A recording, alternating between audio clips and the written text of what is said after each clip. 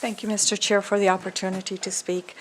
First of all, I'd like to, on behalf of the residents. Could you state your name? Oh, I'm sorry. Sorry. My apologies. It's Rani, 2525 Victoria Road, Brockville, K6V 5T4.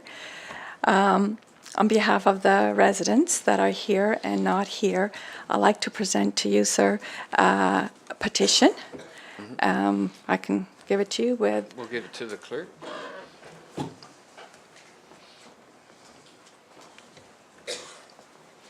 It has 138 signatures, and to say that this was done very quickly after the open house, and we were pretty perturbed at the open house from what we heard or what we didn't hear. The other questions from tonight, from what Mr. Bender said, if I could have them also put, and if you like them in writing, I can do that, sir, is something mentioned that the 500-meter landfill site, there's no adverse effects. I'm not sure if you could clarify if that 500-meter has been reduced to 30 by the MOECC. What we're going to do is, You're gonna when you're take it? done, Okay. we'll have Mr. Bender back up. And Okay, we'll try that's and answer all the questions. That's one from what he has said already. The other one was on his report that the groundwater hydrogeological work does not need to be done until at the site plan stage. That was also asked at the open house. And we did ask Mr. Bender that if the city was planning on all-encompassing site ready for a prospective developer, would it not make sense to have the hydrogeological work done before any prospective employer came? And I believe he said it would seem reasonable to have that done, and I don't get that same gist at this point in time. So that's something, perhaps even the city is going to do some hydrogeological work. As Mr. Dakin's report, this is very highly sensitive aquifers. They're very low, they're not deep, so any disturbance would be affecting the aquifer, so that needs to be recognized beforehand and dealt with. And in terms of the local roads and traffic, I can say living on Victoria Road, there's been many times a strip placed on both ends to see how many people go by. And at the end, we're told, we don't think these numbers are right. There's too much traffic on here. You guys are going back and forth just to make the numbers go up. And I don't think that's right. We're not going back and forth on those strips to make the numbers go up. And another comment from today in terms of that is that, again, pertaining to the traffic study, it's really not a Brockville traffic study, it's a small impact study. And as Mr. Bender said, a review was taken because it had been done a long time ago and things should be done every 5 years. The traffic study only looked at data from 2012. So if one is going by the same logic, it would make sense to have a more up-to-date study done 5 years with the increase in the development that has already occurred on Stewart Boulevard. It seems, again, common sense and logical that the traffic is much more so than the spring and summer of 2012 when the traffic data that was given to BTE was done. A couple of just general comments. One of them relates to Ruth Mitchell, and she has said I can use her name. She was told to leave her home of 30 plus years and as a widow in 2 months. So it makes it hard for us as community members to understand why 2 months when nothing has been done now for almost 2 years. The environment impact study wasn't done, the BTE traffic study was done, nothing was done. What was the rush to get her out? There's also another neighbor near Ruth, Shane and Julie, who have also said I can use their name.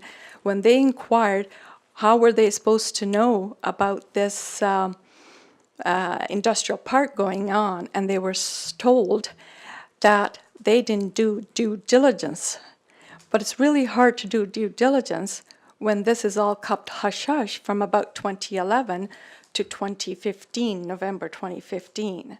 So it's like, you should do due diligence. There's another neighbor who actually called the planning department, and it is in the written submission, and was told there was nothing planned. And that was in 2014, when we already know from the information that's available from about 2011, things were already being in the process of having that done. So if you would be kind enough to let me for a little bit more, if that's okay, sir. Yeah. Couple of things. Sometimes, you know, when things go on, we sort of forget the vision that we started off with when we were elected or when we joined council. I know you don't get paid a lot and you spend a lot of time and energy here, but sometimes it's good to keep the vision that we started off with. And it's interesting. This is from the official plan, section 2, under vision. Mayor and council, conduct business that is both environmentally and financially sustainable. We encourage the guidance and assistance of our citizens to make this happen. We will promote social, cultural, economic, and environmental sustainability with a framework of fiscal responsibility and a commitment to customer service. We will provide value for money in all aspects of city operations and fiscal security for current and future citizens based on financial controls, capital plans, and processes that ensure accountability. And perhaps the most important one is communications and transparency. We will share information between city council, city staff, and citizens. And often as citizens, it's very difficult to see where that transparency is because very little of this information is ever discussed in any of the council or academic development or FAO meetings. And if I can, and again, this is from the MMM group, their comment on the Brockville Sustainable Plan, which was in November 29, 2011, which was meeting the needs of people today without jeopardizing the flexibility of future generations to meet their needs. And that's the World Commission on Environmental and Development. And the other thing was prioritize initiative, don't take on too many tasks at once, phase the strategy, succeed at one thing and move on, address community goals and values. And I think we would like to stress that. I just want to make one other comment, and that is goes back that both the MMM group, the city, and everyone relies on the Employment Lands Review, and they code that all the time that this is the information on which we're basing our results. And many times when we ask Mr. Bender questions about other things, the answer that we always got was, received was, well, this is what we were to look at. If you're looking at development, you just can't look at what you want to do. You have to look at the entire Brockville, the lands that are available, the lands that are empty. The financial assessment was made on 1 million square feet, and I believe, I'm going by memory, 800,000 square feet of available land and how much it's selling for. If there is that much available square footage, would it not make sense to use that first and intensify, which is also what's suggested? And some of the numbers, and that is in my question already, but I would really like to also stress that some of the numbers that are in the Employment Lands Review are rather, as I put it, alternate facts. They are true, but they're alternate because, for example, when you look at wholesale or transportation, wholesale, the value that the Employment Lands Review shows is there's been a 73% increase from 2001 to 2014. But there is data, which I'm glad, there is data that's broken down. Well, most of that increase was up to 2006. So if the increase was in 2006, and even if you take the lower 2008 and 2009, when the work was done on the official plan, then why wasn't that urgent need seen or declared at that time, if even now in 2017 you're using 2006 data to make your recommendations that this land is so urgently needed. And similarly for transportation and warehousing, 15.1% increase. That's from, again, what MMM shows 2001 to 2015. But you know, most of the increase was up to 2006. And after 2006, from 2006 to 2011, it went down by minus 4.2%. And then minus 1.6%. So you're here basing data on stuff that was up to 2006. That's 11 years. You're using that data to justify this. And the other one that's really, there's tons in the employment review that you can do like this, but the other one is there's a exhibit that lists that Brockville does not have that much available land. And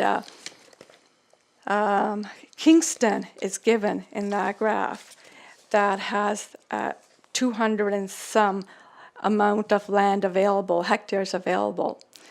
But thankfully, it also has a population. So per capita, it's actually Kingston that has the least amount of land available, not Brockville. So there's comments like these that are used to, again, it's not being untruthful, but the suggestion, the projection, is not correct. And also in terms of projections, you already know, having done the projections from 2008, that the projections all have been wrong up to now. Even the projections that they did from 2014 to 2016, with the 2016 data, it is wrong. So how can you assume with the data that you have now that this is future projections correct? And even in the MMR Employment Lands Review, they do show that from 2031 to 2041, there's going to be a decrease in transportation, in warehousing. And so if there's already a decrease that they're projecting, even with the more than positive projections that they have, so by the time this all comes about, you're going to all then be for nothing. So that's all. I could talk for hours, but I won't. Thank you. But I do thank you for giving this opportunity. Thank you.